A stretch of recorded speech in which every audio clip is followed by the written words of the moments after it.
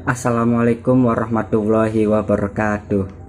Kembali lagi dengan saya Febri Rohmat Audini dari Universitas Pancasakti Tegal.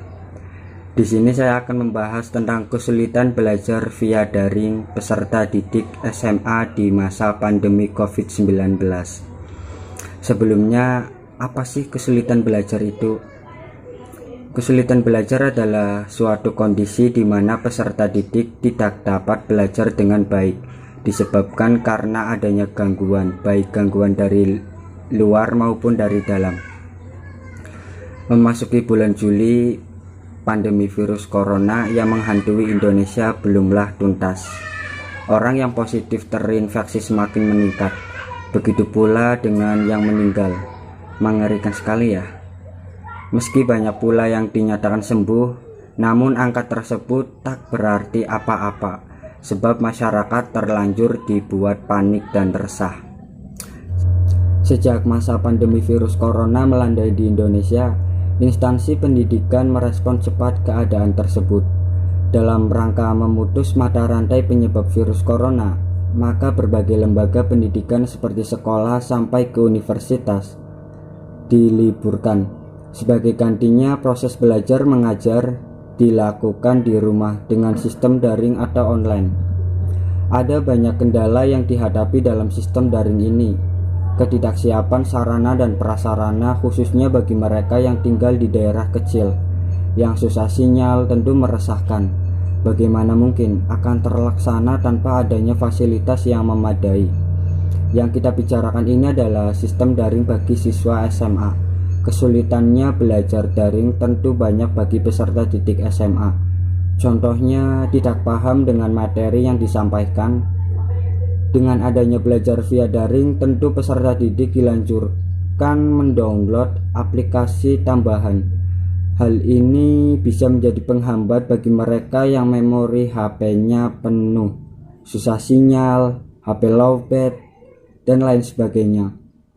Nah, maka dari itu, cara mengatasi kesulitan belajar yaitu dengan cara satu, menjaga suasana belajar yang nyaman dan tenang.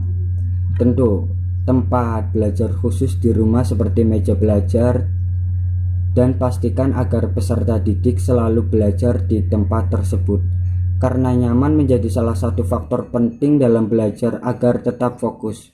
Mungkin ada kalanya peserta didik merasakan bosan dan ingin belajar di luar meja belajarnya, di sofa ataupun di halaman rumah. Hal ini jangan dibiarkan, sebab konsentrasi seseorang dapat terganggu dan cenderung tergoda untuk bermalas-malasan. Dengan membiasakan peserta didik belajar di meja belajarnya, peserta didik dapat selalu fokus pada pelajarannya. Pilihlah ruangan yang tenang untuk menghindari potensi gangguan belajar agar tetap fokus. Selain itu, suasana tenang juga dapat penting untuk kelancaran proses belajar di rumah. Yang kedua adalah persiapkan teknologi yang dibutuhkan. Seringkali gadget atau wifi menjadi kendala peserta didik dalam melakukan kelas online. Beberapa hari setelah diputuskan agar peserta didik belajar mandiri di rumah, banyak ditemukan anak sekolah berada di warnet. Bila ini terus berlanjut, maka penyebaran virus corona tidak dapat diputuskan. Siapkan HP atau laptop serta jaringan internet yang baik, atau paket data atau wifi, agar anak bisa melakukan pembelajaran secara online dan benar-benar online tanpa harus keluar rumah. Yang ketiga adalah berkomunikasi dengan guru dan teman kelas. Belajar secara online mungkin masih menjadi hal baru bagi peserta didik, karena mendadak ia harus menyesuaikan diri. Usahakan untuk selalu berkomunikasi dengan guru dan rekan sekelas. Jika peserta didik mengalami kesulitan untuk belajar sendiri, tanyakan kepada guru, apakah memungkinkan untuk mengadakan kelas online untuk membahas tugas yang diberikan oleh guru.